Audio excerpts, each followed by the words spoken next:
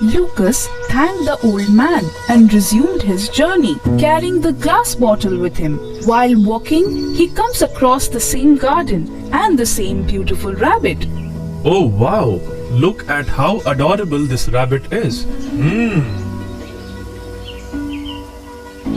I'll check this out first. The garden is entirely constructed of illusion. Let me spritz myself with water before moving forward. Lucas douses himself in water, which causes him to simply vanish. When he looked at that rabbit, he actually realized it was all along a giant mouse.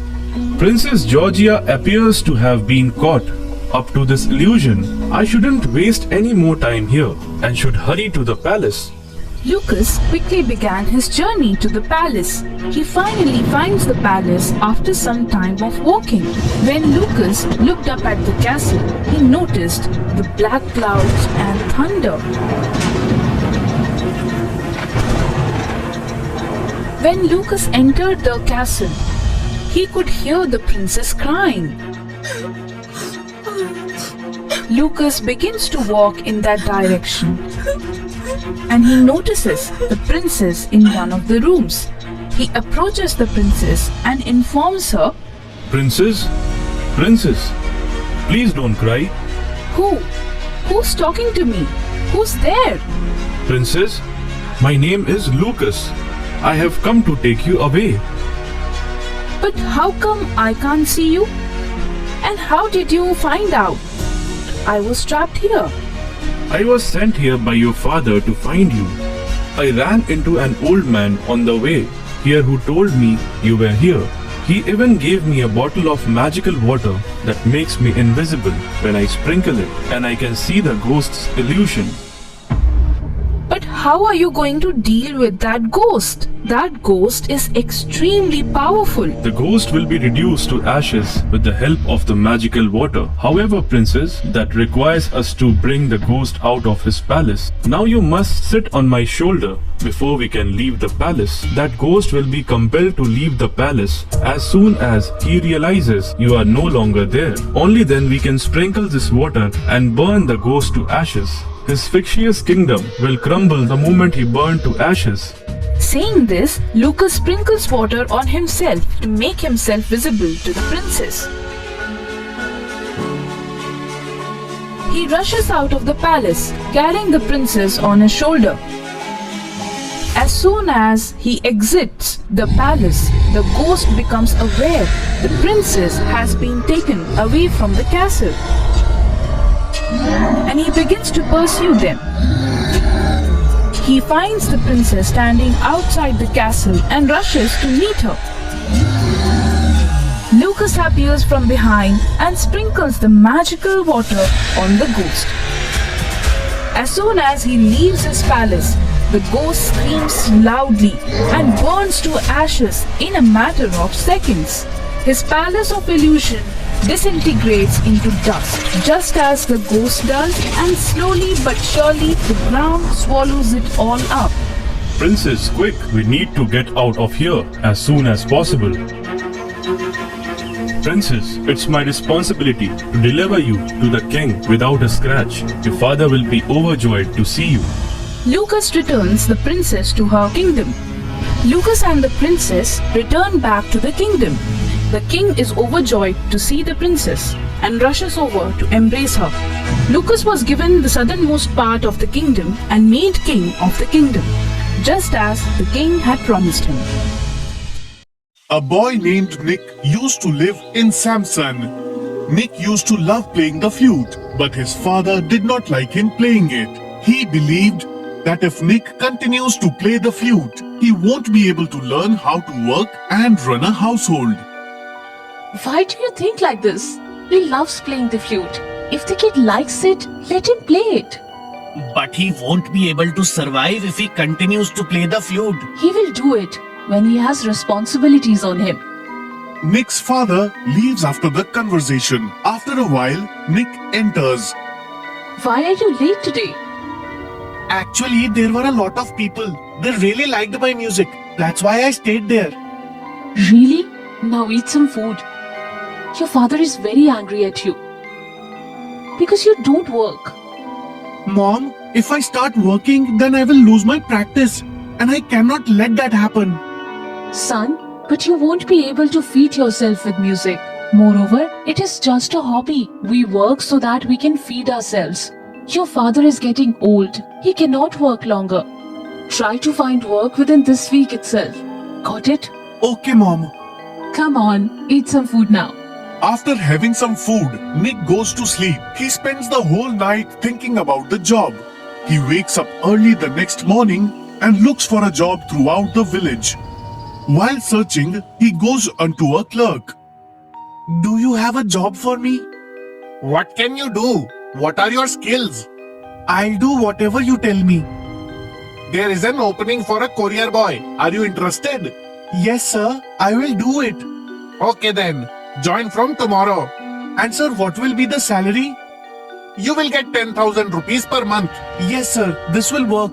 Nick returns home happily and Nick tells his mother about this good news. Mom, I got a job. Really? I'm really happy for you. Your father will be really proud. Nick eats his dinner and goes to sleep. The next day, he gets ready and goes to work. He finishes his work on time and goes to a park and starts playing his flute. Lot of people gather around listening to his melodious music. Everyone praises him. He finishes his music and leaves for home. How was your day? I had a really great day today, Mother. And after I finished work, I played my flute at a park as well. People really liked it. Stay like this only. His father enters the home and tells him, So, how was your first day of work? It was good.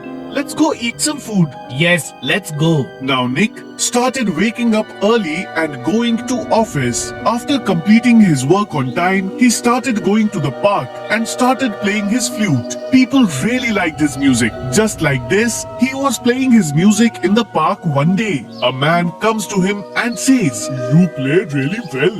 Where did you learn it from?" I really like playing from beginning only. And I learnt it by myself. Really? Would you like to play your music at a program I'm hosting? Sir, who are you? I have a music academy that I own and I was looking for a flute artist in the city. And I found you. I have a program in the evening. Would you play music there? Yes, sir. I will definitely do it. Take my card. I will wait for you tomorrow. Yes, sir. Thanks a lot. Nick goes to his house happily. Nick, why so happy today? What happened? Mother, someone called me to play my flute at a music academy. Well done, son. This is actually a really good news. Hope you achieve all your dreams. Nick, you should definitely go for it. But don't leave your job for that. Yes, father. I won't leave my job for it. And I will go there after I finish my job. Okay then, whatever suits you best. The next day, Nick completes all his work and takes an auto to the mentioned address. He gets surprised looking at that big music company. He goes into the company and meets the same person who he met in the park. Nick goes to him. Sir, can you please tell me how should I do the work? Right now, you just wait here. Then you have to go to the stage and play your music. Yes, sir.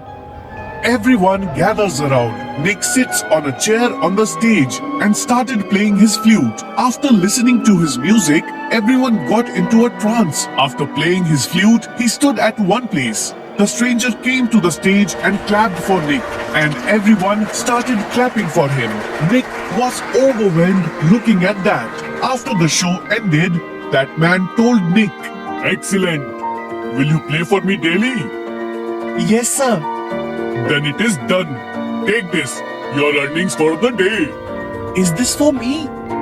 Yes, this is for you, your first salary. Thank you, sir. Nick took the money and came home. He gave it all to his mother. Where did you get all this money, Nick? Take it as my first salary from playing the flute. Really? Did you get all this money to play your music? Yes, mother.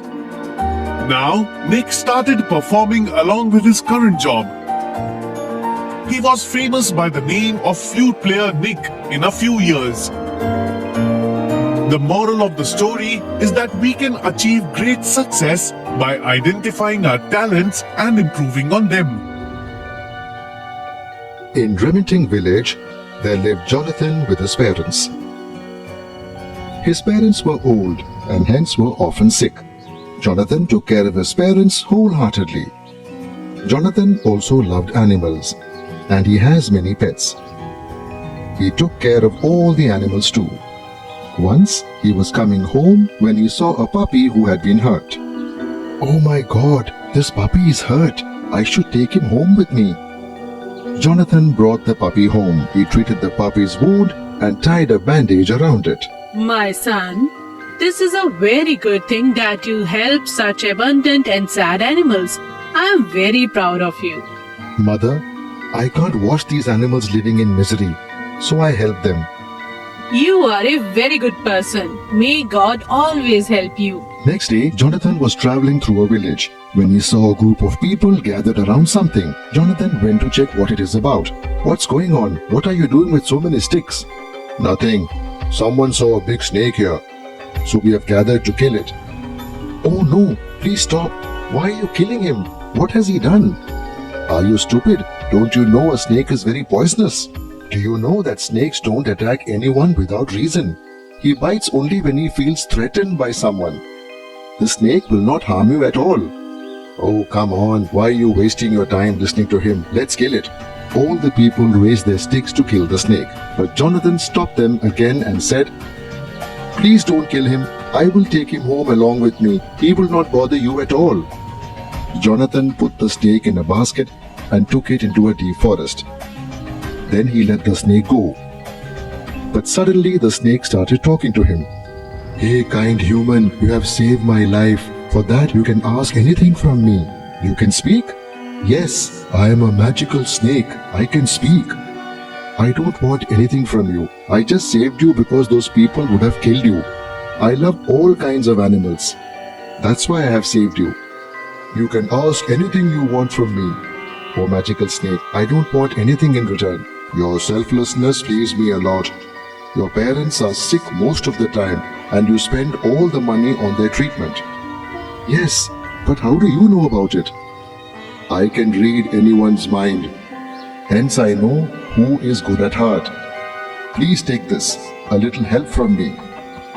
Saying this, the snake started removing gold coins from his mouth. Jonathan took all the coins and said, "Oh, magical snake, thank you very much."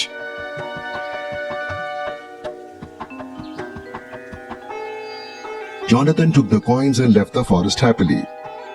Then he went to a jeweler's shop to sell the coins. "Jonathan, where did you get such pure gold coins?" "I can't tell you. Please give me some money in exchange for the coins." Jonathan took the money and left the jeweler's shop. But the jeweler was very clever. He didn't believe in Jonathan and decided to follow him to his home. After reaching home, Jonathan started telling about the whole incident to his parents. "Mother, here, take this money. Now we can get better treatment for you and father." My son, where did you get so much money? Jonathan told his parents about everything, and the jeweler heard everything while hiding behind the wall. He thought, "Oh, so the snake people were trying to kill in the market was a magical snake. I should earn some profit too." Jeweler brought a bird from the market and took him to the forest. After reaching the forest, "Oh my God, how cruel are the people of this village. Yesterday they were trying to kill the poor snake and today they are trying to sell these birds. How can someone do that? Fly away, little bird. You are free." Snake heard the jeweler talking and came out of the bushes. "Who are you, O human? What brought you here?" "I came here to set this bird free." "You are so kind-hearted. Tell me, what problem do you have?" "Oh, magical snake, I have lots of problems. My parents have heart disease. My wife has disease related to kidney and my kids have diabetes. Please tell me, what should I do?" The snake used his power and knew that the jeweler is lying. "Take these gold coins, my dear. You can use them to solve all of your problems. Now there is nothing to worry about." The snake assured him after giving him gold coins, and the snake left. jeweler picked up those coins and brought it to his shop. To check the quality of the gold, he started rubbing on the stone.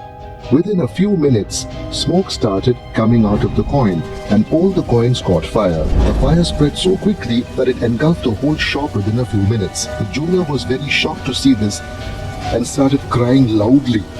He lost the shop because of his greed. On the other side of the town, Jonathan used the money to get better treatment for his parents. He lived happily with his parents.